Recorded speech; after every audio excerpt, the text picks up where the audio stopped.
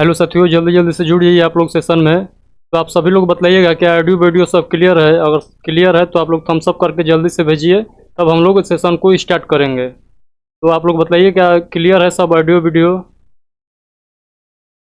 Thums up कीजिए जल्दी से। तो चलिए, सभी लोग का थम्स अप आ गया तो हम लोग सेशन को स्टार्ट करते हैं। तो जैसे कि मैं आप सबको बतला देता हूँ, जो नए नए स्टूडेंट जुड़ रहे हैं तो मैं खासकर उनको बतला देता हूँ कि आरपीएफ का जो है हम लोग प्रैक्टिस सेट स्टार्ट कर दिए हैं। तो एक प्रैक्टिस सेट जो है ऑलरेडी हो चुका है, तो आप लोग प्ले लिस्ट में जाइएगा इस चैनल पर, तो आप लोग को मिल जाएगा, तो आप लोग उससे ज़रूर लगा लीजिएगा। तो चलिए हम लोग क्वेश्चन को देखते हैं। और उससे पहले मैं आप लोगों को बतला देता हूँ, जो क्वेश्चन आएगा उसको एक्सप्लेन किया रहेगा, तो आप लोग को कोई डाउट नहीं रहेगा क्वेश्चन के अकॉर्डिंग। तो आप लोग सब एक क्वेश्चन आएगा तो उसका पूरा पूरा निचोड़ यहाँ पर बतलाया जाएगा क्वेश्चन का। तो आई होप कि आप लोग को पूरा पूरा क्वेश्चन समझ में आ जाएगा। तो पहला क्वेश्चन देखिएगा। तो चलिए, पहला क्वेश्चन आप लोग पढ़िए। कर रहे हैं, सिंधु घाटी सभ्यता का सबसे पहला खोजा गया स्थल कौन सा है। तो इस क्वेश्चन का राइट आंसर आप लोग क्या बतलाइएगा। तो इस क्वेश्चन का राइट आंसर आप लोग ये बतलाइएगा, यानी हड़प्पा हो जाएगा इस क्वेश्चन का राइट आंसर। तो देखिए यहाँ पर, देखिए ये जो हड़प्पा है ये कहाँ पर पड़ता है। तो ये आप लोग जानते हैं, हड़प्पा जो है ये सिंध वाले क्षेत्र में पड़ता है, यानी सिंध वाले क्षेत्र पाकिस्तान में पड़ता है हड़प्पा। तो ये आप लोग याद रखिएगा। तो हड़प्पा जो पूछता है, हड़प्पा जो पूछता है किस नदी पर है, तो आप लोग क्या बतलाइएगा। रावी नदी पर है और पाकिस्तान में है। तो हड़प्पा का स्थान और नदी आप लोग याद रखिएगा, रावी नदी पर और पाकिस्तान में पड़ता है हड़प्पा है। तो इसका खोज पूछ देगा आपसे, आप लोगों से। तो हड़प्पा का खोज किसने किया था। तो दयाराम साहनी ने 1921 ईस्वी में किया था। तो आप लोग ये भी फैक्ट याद रखिएगा। उसके बाद आप लोग यहाँ पर देखिएगा, लोथल के हम लोग बात कर ले। तो लोथल जो है यहाँ पर देखिएगा, लोथल जो है गुजरात में स्थित है। ये जो है भोगवा नदी पर स्थित है। तो जो लोथल को मैं बता दूँ, लोथल जो है गुजरात में स्थित है और भोगवा नदी पर ये है। और लोथल का खोजकर्ता जो है आप लोग याद रखिएगा, रंगनाथ राव ने लोथल का खोज किया था 1954 ईस्वी में। तो इस फैक्ट को सब आप लोग याद रखिएगा। तो चलिए हम लोग अगला क्वेश्चन को देख लेते हैं। अगले क्वेश्चन से पहले आप लोग यहाँ पर भी एक्सप्लेन देख लीजिए। कर रहा है, कालीबंगा जो है, कालीबंग जो है ये राजस्थान में पड़ता है। कालीबंग जो है कहाँ, याद रखिएगा, राजस्थान में पड़ता है। और कौन सी नदी के किनारे है कालीबंग। तो आप लोग घाघर नदी बतलाइएगा। और खोजकर्ता कब खोज किया गया था कालीबंग को। तो इसका याद रखिएगा, 1951 में खोज किया गया था। और किसने किया था। तो आप लोग याद रखिएगा, ये अमलानंद घोष है, अमलानंद घोष इसका खोज किए थे। अब यहाँ पर देख लीजिएगा, मोहनजोदड़ो है। मोहनजोदड़ो को हम लोग देख लेते हैं। मोहनजोदड़ो जो है पाकिस्तान में स्थित है, ये सिंधु नदी के तट पर है। सिंधु नदी के तट पर पाकिस्तान में स्थित है। तो इसका लोकेशन आप लोग याद रखिएगा। उसके बाद पूछता है कि मोहनजोदड़ो के खोजकर्ता कौन है और कब खोजे थे। तो आप लोग को बतलाना है, ये राखल दास बनर्जी खोज करता है और 1922 ईस्वी में खोज किया था मोहनजोदड़ो का। और मोहनजोदड़ो को आप लोग याद रखिएगा कि मोहनजोदड़ो को हम क्या कहते हैं। तो मृतकों का टीला कहते हैं, यानी मृतकों का टीला कहते हैं। तो यहाँ पर लिखा गया है, तो आप लोग यहाँ पर पढ़ लीजिएगा। इस मोहनजोदड़ो को क्या कहेंगे, तो मृतकों का टीला कहा जाता है। चलिए हम लोग अगला क्वेश्चन देख लेते हैं। अगला क्वेश्चन कह रहा है, सिंधु सभ्यता के इनमें से किस स्थल से जलाशयों के साक्ष्य मिले हैं। तो आप लोगों को बतलाना है, सिंधु सभ्यता से जलाशयों का साक्ष्य कहाँ से मिला है। तो आप लोग को इस क्वेश्चन का राइट आंसर क्या बतलाना है। इस क्वेश्चन का राइट आंसर आप लोग बतलाइएगा, धौलावीरा से मिला है। तो इस क्वेश्चन का राइट आंसर आप लोग क्या लगाइएगा, धौलावीरा लगाइएगा। तो चलिए हम लोग इसका एक्सप्लेन देख लेते हैं।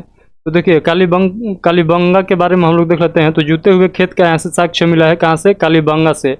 और कालीबंगा को काले कांच की चूड़ियाँ भी यहीं से मिला है, यानी काले कांच की चूड़ियाँ और जूते हुए खेत का साक्ष्य पूछ लेगा। तो आप लोग कहाँ बतलाइएगा, तो कालीबंग से बतलाइएगा।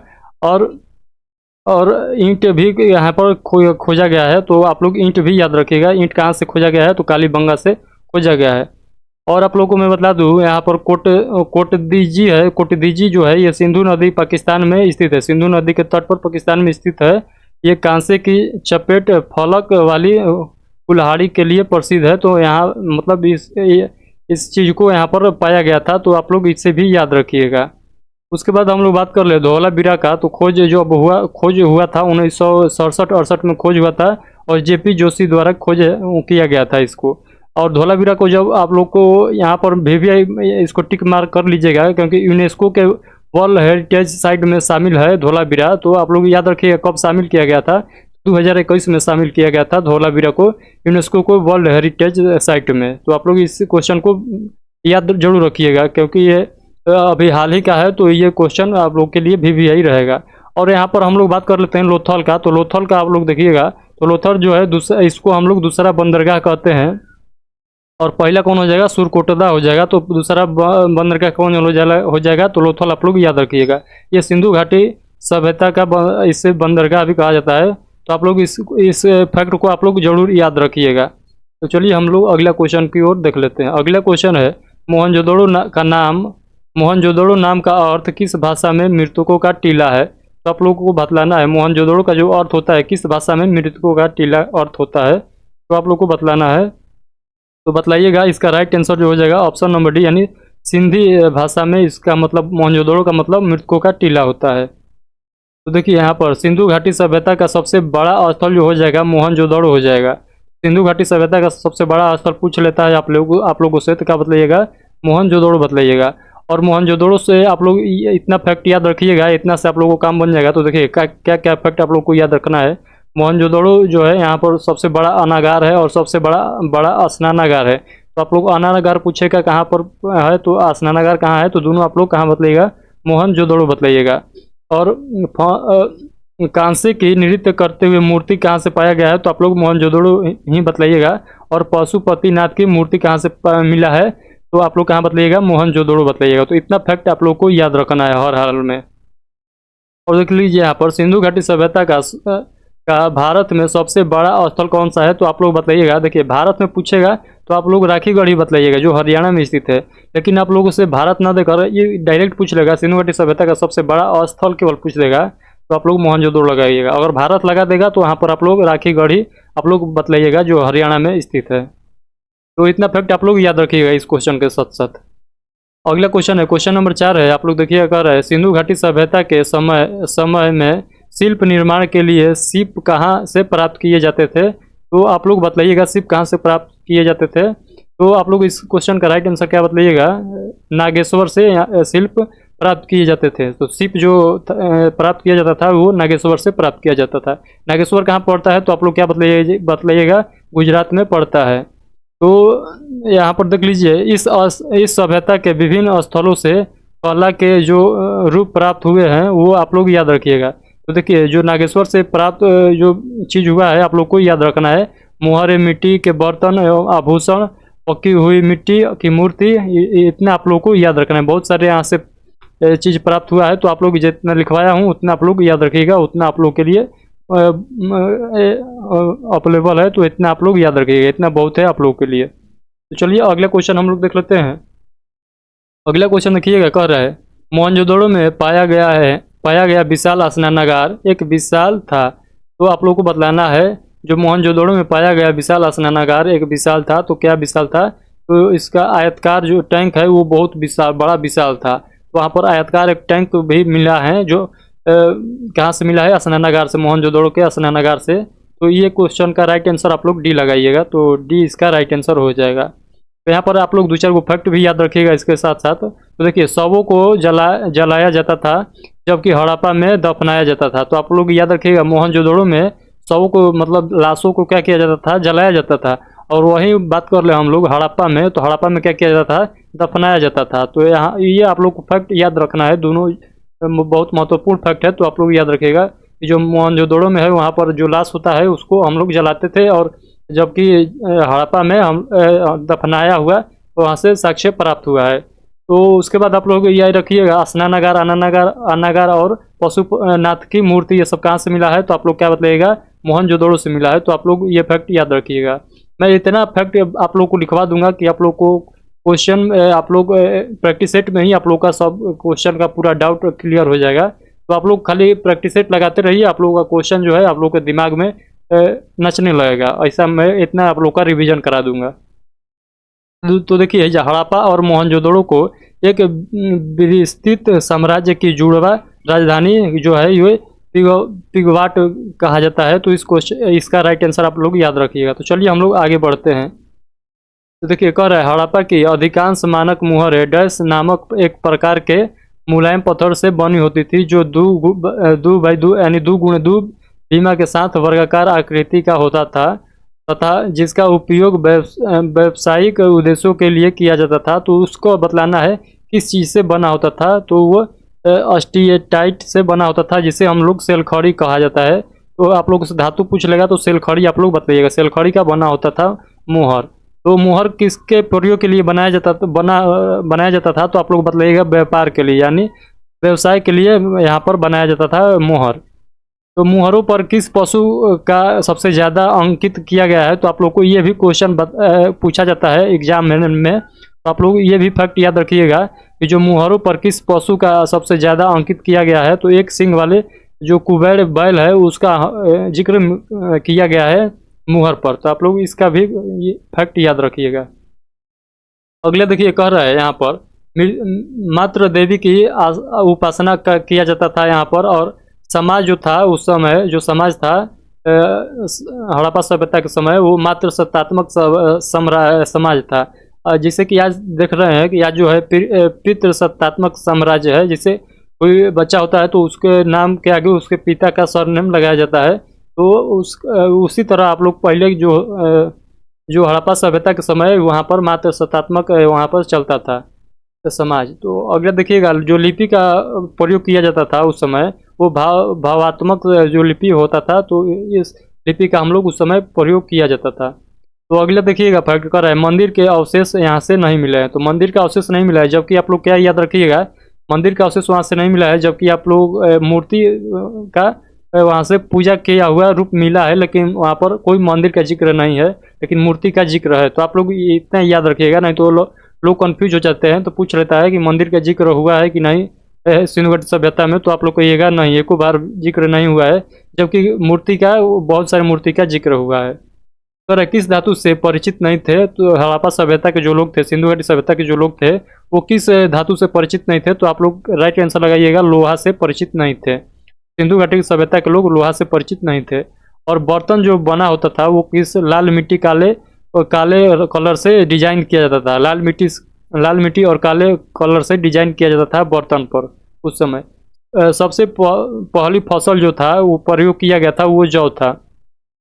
तो आप लोग से पूछता है कि जो सिंधु घाटी सभ्यता है उसमें सबसे पहला जो प्रयोग किया गया फसल है वो कौन सा है। तो आप लोग बताइएगा जौ है। तो इसको भी आप लोग याद रखिएगा।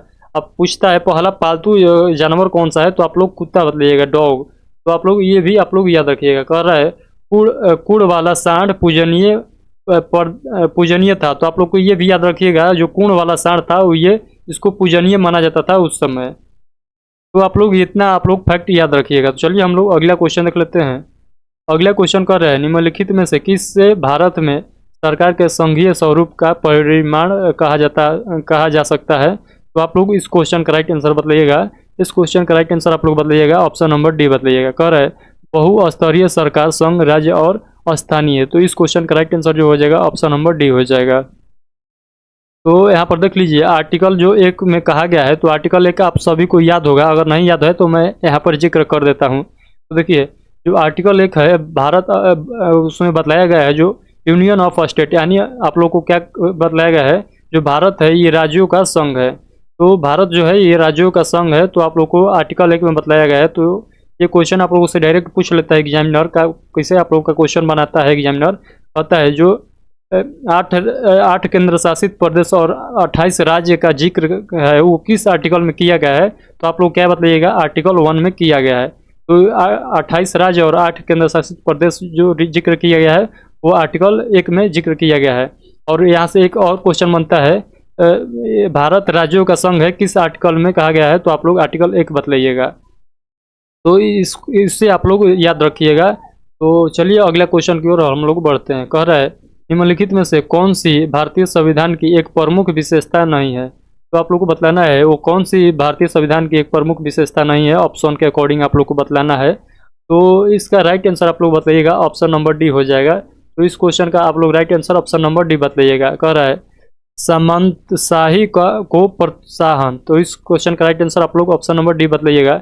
तो देखिए जो भारतीय संविधान है इस क्वेश्चन का राइट आंसर जो हो जाएगा ऑप्शन नंबर डी हो जाएगा। तो यहाँ पर देखिए डीपीएसपी जो राज्य के नीति निर्देशक तत्व है इसको किस भाग में रखा गया है। तो आप लोग बतलाइएगा। भाग 4 में डीपीएसपी को रखा गया है। और मौलिक कर्तव्य को किस में रखा गया है, तो आप लोग भाग 3 में बताइएगा। भाग 3 में मौलिक कर्तव्यों को मौलिक अधिकारों को मौलिक कर्तव्य कहेगा तो सॉरी मौलिक कर्तव्य कहेगा तो आप लोग 4 के क में कहिएगा, भाग 4 के क में रखा गया है। और आर्टिकल कहेगा तो 51 के क में। और यही मौलिक अधिकार कह देगा तो आप लोग भाग 3 याद रखिएगा। चलिए अगला क्वेश्चन हम लोग देख लेते हैं। तो यहाँ पर आप लोग देख सकते हैं, ये सब फैक्ट है, आप लोग याद रखिएगा। अगले क्वेश्चन यहाँ पर पढ़िए कर है, भारतीय संविधान की संघीय व्यवस्था के संबंध में इनमें से कौन सी विशेषता सही नहीं है। तो आप लोगों को बतलाना है, आप लोगों को सब ऑप्शन को पढ़ना है और उसके बाद आप लोगों को डिसीजन लेना है कि कौन सही है। तो आप लोग बताइएगा, जो है ये दैव शासन है, तो इस क्वेश्चन का right answer option number B हो जाएगा। जबकि ऑप्शन नंबर जो ए बी सी और डी में लिखा गया है ये बिल्कुल सब गलत है। तो इस क्वेश्चन का राइट आंसर जो हो जाएगा ऑप्शन नंबर बी हो जाएगा। तो चलिए हम लोग अगला क्वेश्चन देख लेते हैं। अगला क्वेश्चन कर रहा है, भारतीय संविधान में कितने देश से विशेषताएं ली गई है। तो आप लोगों को बतलाना है, जो भारतीय संविधान में जो लिखा गया है कितने देशों के संविधान से लिया गया है। तो आप लोगों को बतलाना है, कुल 10 देशों के संविधान से हम लोगों ने अपना संविधान बनाए हैं। मतलब जो हमारे संविधान में नहीं था, तो हम लोगों ने बहुत सारे देश का संविधान पढ़ा था, लेकिन उसमें से केवल 10 देश के संविधान से हम लोगों ने कुछ फैक्ट उठाकर अपने संविधान में ऐड किए हैं। तो आप लोग 10 से यहाँ पर राइट आंसर याद रखिएगा। तो चलिए हम लोग अगला इसी का फैक्ट देख लेते हैं। देखिएगा, जो अमेरिका है, America, Britain, Germany, Japan, south Africa, Ireland, Australia, France और रूस, और 10 नंबर पर कनाडा। तो आप लोग इस 10 देश का नाम याद रखिएगा।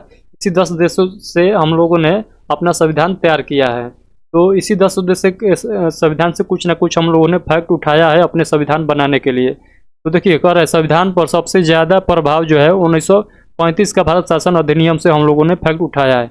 जो सबसे ज़्यादा आप लोग से पूछ सकता है कि सबसे ज़्यादा प्रभावित हमारा संविधान कहाँ से है, तो आप लोग क्या बताइएगा, 1935 के भारत शासन अधिनियम से हम लोगों ने ज़्यादा फैक्ट उठाए हैं अपने संविधान में। तो वही पूछ लेता है, संविधान निर्माण कितने देशों के संविधान के अवलोकन के बाद, यानी कितने देशों के संविधान को हम लोगों ने पढ़ा था अपना संविधान तैयार करने के लिए। तो 60 देशों के संविधान को हम लोगों ने पढ़ा था और 10 देशों को संविधान से हम लोगों ने फैक्ट लिया।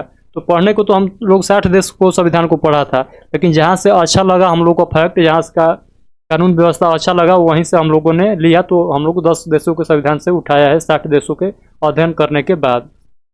उसके बाद यहाँ पर फैक्ट देखिएगा, कर विश्व का प्रथम लिखित संविधान जो है ये अमेरिका का है, यूएसए का है, जो विश्व का प्रथम लिखित संविधान है।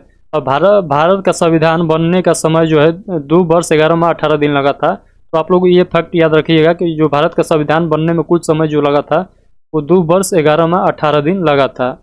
अगला फैक्ट याद रखिएगा, कर है विश्व का सबसे बड़ा संविधान जो है ये भारत का है। तो विश्व का सबसे बड़ा लिखित संविधान कहेगा तो भारत आप लोग लगाइएगा। विश्व का सबसे बड़ा लिखित संविधान भारत आप लोग लगाइएगा। तो यहाँ एक शब्द लिख लीजिएगा, लिखित संविधान, तो हो जाएगा भारत। चलिए हम लोग अगला क्वेश्चन देख लेते हैं।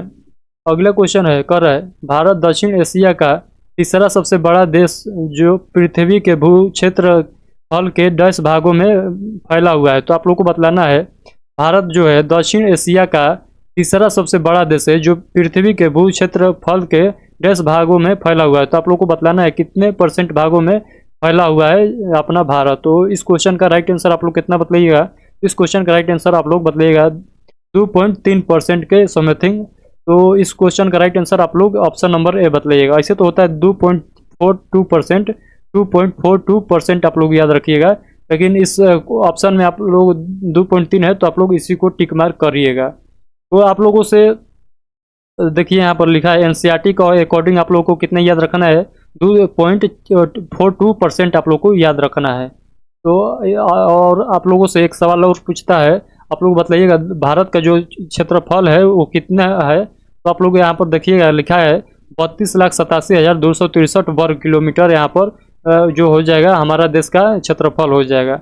और जो पूरा वर्ल्ड के दृष्टि से हम लोग देखें तो भारत का जो स्थान है क्षेत्रफल के दृष्टि से पूरा वर्ल्ड में, तो हमारा जो स्थान है वो 7वां स्थान है। इससे पहले 1 से 6 तक ये हो जाएगा, दूसरा हो जाएगा, लेकिन 7वां हमारा स्थान है। तो आप लोग याद रखिएगा। और एक यहाँ पर फैक्ट याद रखिएगा, 2011 की जनगणना के अनुसार भारत का जनसंख्या में स्थान जो है विश्व में सेकेंड नंबर पर आता है, फर्स्ट पर आ जाता है चाइना। 2011 के जनगणना के अनुसार बतला रहा हूँ, लेकिन अभी आप लोग जानते हैं कि हमारा जो जनसंख्या की दृष्टि से वर्ल्ड में नंबर 1 पर चला गया है, तो लेकिन यहाँ पर 2011 के अकॉर्डिंग अभी आप लोग याद रखिएगा। चलिए हम लोग अगला क्वेश्चन देख लेते हैं। अगला क्वेश्चन है, निम्नलिखित में से कौन सा भारत का सबसे ठंडा आवासीय स्थान है, तो आप लोग को बतलाना है।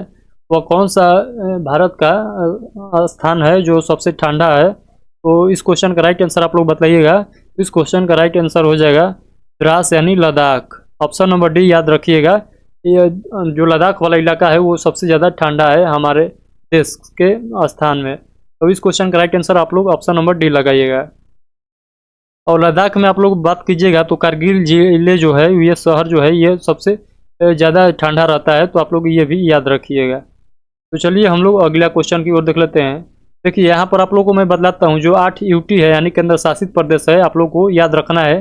जिन लोगों को याद नहीं है तो 8 केंद्र शासित प्रदेश को आप लोग याद रखिएगा। पहला पर आप लोग याद रखिएगा दिल्ली, पुदुचेरी, जम्मू कश्मीर, लद्दाख, अंडमान निकोबार, चंडीगढ़, लक्षद्वीप और दादर नगर हवेली एवं दमन द्वीप। इसका विलय कब हुआ था, तो आप लोग याद रखिएगा 26 जनवरी 2020 में इसको विलय कर लिएगा। किसको किसको, तो देखिए पहले जो था दादर नगर हवेली अलग था और दमन द्वीप अलग था, तो ये दोनों को मर्ज कब कर दिया गया यानी कब मिला दिया गया, तो आप लोग ये भी बात को याद रखिएगा। 26 जनवरी 2020 को दोनों को मिलाकर एक यूटी बना दिया गया, तो आप लोग ये फैक्ट को याद रखिएगा। अगला क्वेश्चन है, क्वेश्चन नंबर 13 कर रहा है, कर्क रेखा भारत के इनमें से किस राज्यों से होकर नहीं गुजरती है, तो आप लोगों को बतलाना है कि वो कौन सी राज्य है जहाँ पर कर्क रेखा नहीं गुजरती है। तो आप लोग इस क्वेश्चन का राइट आंसर बताइएगा। तो इस क्वेश्चन का राइट आंसर आप लोग बताइएगा उड़ीसा। तो आप लोग ये भी बताइए कि जो कर्क रेखा है ये कितने राज्यों से क्रॉस होकर गुजरती है, तो आप लोग याद रखिएगा 8 राज्यों से क्रॉस करती है, तो 8 राज्यों के ये काटकर निकलती है, तो आप लोग ये भी याद रखिएगा। तो आप लोग राज्य भी याद रख लीजिएगा। तो देखिए जो राज्य है, मित्र पर गमछा झाड़ी है, आप लोग ट्रिक याद रखे होंगे तो रखिए, तो ठीक बात है। अदरवाइज आप लोग मैप से याद कर लीजिएगा इसको। तो मैप से याद करने से क्या होता है कि आप लोग के दिमाग में जो है परमानेंट आप लोग 20 वर्ष तक आप लोग उसे याद रख सकते हैं, कभी भूलने वाला नहीं है। तो आप लोग मैप के सहारे से ही याद कीजिए, नहीं तो ये सब भूल जाता है। तो देखिए राज्य याद करिए, गुजरात, राजस्थान, मिजोरम, छत्तीसगढ़, झारखंड, पश्चिम बंगाल और त्रिपुरा। तो ये वो राज्य है जो कर्क रेखा से होकर गुजरती है, इस राज्य से कर्क रेखा गुजरती है। तो अगला क्वेश्चन चलिए हम लोग देख लेते हैं। अगला क्वेश्चन है, भारत की भू सीमाएं कितने देशों के साथ जुड़ी हुई है, तो आप लोग को बतलाना है जो भारत का स्थलीय सीमा है, स्थलीय सीमा जो है कितने देशों के साथ लगा हुआ है, तो आप लोग को बतलाना है। तो इस क्वेश्चन का राइट आंसर जो हो जाएगा ऑप्शन नंबर डी हो जाएगा। यानी भारत का जो स्थलीय सीमा की जो लगा हुआ है, किन किन पड़ोसी देशों के साथ लगा हुआ है, तो आप लोग याद रखिएगा अफगानिस्तान, बांग्लादेश, भूटान, म्यांमार, पाकिस्तान, नेपाल और चीन। ये टोटल 7 देशों के साथ हमारा जो स्थलीय सीमा है वो लगा हुआ है। तो चलिए हम लोग अगला क्वेश्चन देख लेते हैं। कर है कितने भारतीय राज्यों की सीमाएं नेपाल से जुड़ी हुई है, तो आप लोग को बतलाना है वो कितने राज्य हैं जो नेपाल के साथ अपना बाउंड्री शेयर करते हैं। तो आप लोगों को इस क्वेश्चन का राइट आंसर आप लोग क्या बतलिएगा, ऑप्शन नंबर डी। तो आप लोग राज्य याद रखिएगा, जो 5 राज्य है वो कौन कौन सा है, तो आप लोग याद रखिएगा उत्तराखंड आप लोग याद रखिए, उत्तराखंड, उत्तर प्रदेश, मैं बताता हूँ, आप लोग नोट कर रहे हैं तो नोट कर लीजिएगा। उत्तराखंड, उत्तर प्रदेश, बिहार, उसके बाद पश्चिम बंगाल, उसके बाद आ जाएगा सिक्किम। तो आप लोग ये 5 राज्य को याद रखिएगा जो किससे जुड़ा हुआ है, तो नेपाल के साथ बाउंड्री अपना शेयर करता है। एक बार फिर आप लोग को मैं बताता हूँ, उत्तराखंड, उत्तर प्रदेश, बिहार, पश्चिम बंगाल और सिक्किम, ये 5 राज्य ऐसे हैं जो नेपाल के साथ अपना बाउंड्री शेयर करते हैं। चलिए हम लोग अगला देख लेते हैं। यहाँ पर देखिए नेपाल की बात हो रहा है तो हम पाकिस्तान को भी आप लोग को बतलाता हूँ। पाकिस्तान आप लोगों से पूछ सकता है पाकिस्तान के साथ कितने भारतीय राज्य लगा हुआ है, तो आप लोग बतलाइएगा कितने राज्य हो जाएगा, गुजरात, राजस्थान, पंजाब और जम्मू कश्मीर और लद्दाख। तो राज्य पूछेगा तो 3 और केंद्र शासित प्रदेश पूछेगा तो 2 आप लोग को बतलाइएगा। और पूछेगा भारत का कितने राज्य जो है पाकिस्तान के साथ बाउंड्री अपना शेयर करता है, तो आप लोग क्या बतलाइएगा, 3 राज्य हैं जो पाकिस्तान के साथ बाउंड्री शेयर करता है। वो कौन कौन सा राज्य है, गुजरात, राजस्थान और पंजाब। और यूटी पूछेगा नहीं केंद्र शासित प्रदेश कितना है, तो 2 बतलाइएगा, जम्मू कश्मीर और लद्दाख। तो इस क्वेश्चन ये फैक्ट आप लोग याद रखिएगा। तो ये बात आप लोग याद रखिएगा। तो चलिए हम लोग आगे चलते हैं। चीन के मैं बाद में बतलाऊंगा, चीन का जो चीन से कौन कौन राज्य जुड़ा हुआ है उसको हम बाद में बतलाएंगे। तो अगले क्वेश्चन की ओर हम लोग बढ़ते हैं। अगला क्वेश्चन देखिएगा, कर है निम्नलिखित में से किसने सर्वप्रथम भारत के लिए संविधान सभा के गठन का प्रस्ताव रखा था। तो आप लोग को बतलाना है वो कौन व्यक्ति हैं जो भारत के संविधान सभा के लिए प्रस्ताव रखा था सबसे पहले। तो आप लोग को बतलाना है इस क्वेश्चन का राइट आंसर क्या हो जाएगा। तो इस क्वेश्चन का राइट आंसर आप लोग क्या बतलाइएगा, वो हो जाएगा ऑप्शन नंबर डी, एम.एन. राय। एम.एन. राय आप लोग याद रखिएगा। तो इस क्वेश्चन का राइट आंसर आप लोग ऑप्शन नंबर डी याद रखिएगा। तो यहाँ पर देखिएगा कुछ फैक्ट है। बी.एन. राव के आप लोग संवैधानिक सलाहकार है। बी.एन. राव आप लोग याद रखिएगा कौन है, तो संवैधानिक सलाहकार है ये बी.एन. राव। और आप लोग बतलाइएगा 31 दिसंबर 1929 में लाहौर अधिवेशन में जिक्र हुआ था। तो आप लोग ये भी या बात को याद रखिएगा। यहाँ पर देखिएगा कर है संविधान सभा का गठन जो हुआ था, ये स्वीकार गठन किस मिशन के अथु पर हुआ था, किस मिशन के तहत हुआ था आप लोग को बतलाना है। जो भारतीय संविधान सभा का गठन हुआ था किस मिशन के आधार पर हुआ था। तो आप लोग बतलाइएगा क्रिप्स मिशन के आधार पर हुआ था। कब आया था क्रिप्स मिशन, भारत कब आया था, तो आप लोग बतलाइएगा 1942 में भारत आया था। तो इतना आप लोग याद रखिएगा। तो चलिए मैं अगला स्लाइड पर आप लोगों को बतलाता हूँ क्वेश्चन कर है। यहाँ पर देखिएगा एक दो फैक्ट है आप लोग याद रखिएगा। संविधान सभा के प्रथम अध्यक्ष जो अस्थायी अध्यक्ष थे, तो आप लोगों को बतलाना है वो कौन है। जो संविधान सभा के प्रथम अस्थायी अध्यक्ष आप लोगों को बतलाना है तो कौन हो जाएंगे। तो आप लोग को सभी को याद हो सचिदानंद सिन्हा, सचिदानंद सिन्हा हो जाएंगे अस्थायी अध्यक्ष संविधान सभा के। और अस्थायी अध्यक्ष पूछ देगा तो डॉक्टर राजेंद्र प्रसाद हो जाएंगे। तो ये भी पूछता है अस्थायी अध्यक्ष जो सचिदानंद सिन्हा का सेलेक्ट किया गया था वो कब किया गया था, तो 9 दिसंबर 1946। यहाँ पर संविधान सभा का प्रथम बैठक हुआ था 9 दिसंबर 1946 को। तो इतना आप लोग याद रखिएगा। चलिए अगला क्वेश्चन देख लेते हैं। अगला क्वेश्चन कर रहे हैं पंजाब और हरियाणा के लोग अच्छी या अच्छे डैश के लिए भगवान को धन्यवाद करने के लिए बैसाखी का त्यौहार या बैसाखी मनाते हैं। तो आप लोगों को बतलाना है किस फसल के लिए बैसाखी का त्यौहार मनाया जाता है। तो आप लोगों को बतलाना है फसल के लिए जो बैसाखी का त्यौहार मनाया जाता है ये फसल के लिए मनाया जाता है। फसल की कटाई के समय ये बैसाखी का त्यौहार मनाया जाता है। फसल कटाई के समय बैसाखी का त्यौहार मनाया जाता है। शीतकालीन फसल कटने के खुशी में हम लोग बैसाखी पर्व मनाया जाता है, शीतकालीन फसल कटने के खुशी में। तो अगला क्वेश्चन देखिएगा। अगला क्वेश्चन कर रहे हैं नवकलेवर एक अनुष्ठान है जिसमें भगवान जगन्नाथ, बलभद्र, सुभद्रा और सुदर्शन के काष्ठ प्रतिमाओं का नियमित नवीकरण किया जाता है। नवकलेश्वर रथ यात्रा का आयोजन कहाँ किया जाता है। तो आप लोग को बतलाना है नवकलेश्वर रथ यात्रा का आयोजन कहाँ किया जाता है। तो आप लोग को बतलाना है नवकलेश्वर रथ यात्रा आप लोग पुरी में सुने होंगे, जगन्नाथ मंदिर पुरी आप लोग सुने होंगे। तो वहीं पर इसका आयोजन किया जाता है, यात्रा का आयोजन किया जाता है। तो उड़ीसा आप लोग याद रखिए, उड़ीसा का पुरी में। तो इस क्वेश्चन का राइट आंसर आप लोग क्या रखिएगा, ऑप्शन नंबर बी याद रखिएगा। अगला क्वेश्चन है कह रहा है हुसरी या हुसरी प्रदर्शन निम्नलिखित में से किस राज्य से संबंधित है। तो आप लोग को बतलाना है हुसरी जो लिखा है ये प्रदर्शन निम्नलिखित में से किस राज्य से संबंधित है। तो आप लोग क्या बतलाइएगा, असम। असम आप लोग बतलाइएगा। तो इस क्वेश्चन का राइट आंसर आप लोग असम बतलाइएगा। तो देखिए बिहू नृत्य पूछ लेता है तो आप लोग बतलाइएगा बिहू नृत्य जो है ये किस राज्य से संबंधित है। तो आप लोग असम इसका भी आंसर बतलाइएगा। तो बिहू जो है असम से संबंधित है। अगला क्वेश्चन है क्वेश्चन नंबर 20 से कर रहा है अरुणाचल प्रदेश में अत्यंत लोकप्रिय लोसर त्यौहार मुख्य रूप से डैश जनजाति द्वारा मनाया जाता है। तो आप लोग को बतलाना है किस जनजाति द्वारा अरुणाचल प्रदेश में यह त्यौहार मनाया जाता है। तो आप लोग इस क्वेश्चन का राइट आंसर याद रखिएगा, मोपला जनजाति द्वारा ये जो लोसर त्यौहार है ये मनाया जाता है, जो अरुणाचल प्रदेश में मनाया जाता है। तो इतना फैक्ट आप लोग याद रखिएगा। तो चलिए लोसर जो है 3 दिन का त्यौहार चलता है, 3 दिन तक ये त्यौहार चलता है। लोसर जो त्यौहार है ये पहले तो आप लोग याद रखिएगा उड़ीसा में अरुणाचल प्रदेश में मनाया जाता है और मोनपा जनजाति द्वारा मनाया जाता है। और ये 3 दिन का जो है ये त्यौहार है। तो चलिए हम लोग अगला क्वेश्चन देख लेते हैं। अगला क्वेश्चन कर रहा है भारत के किस राज्य में मकर संक्रांति को पौष संक्रांति के रूप में मनाया जाता है। तो आप लोगों को बतलाना है भारत के किस राज्य में मकर संक्रांति को पौष संक्रांति के रूप में मनाया जाता है। जिसे हम लोग खिचड़ी कहते हैं, मकर संक्रांति को खिचड़ी के नाम से भी जानते हैं। तो आप लोग को बतलाना है पौष संक्रांति किस राज्य में मनाया जाता है। तो आप लोग याद रखिएगा पश्चिम बंगाल में।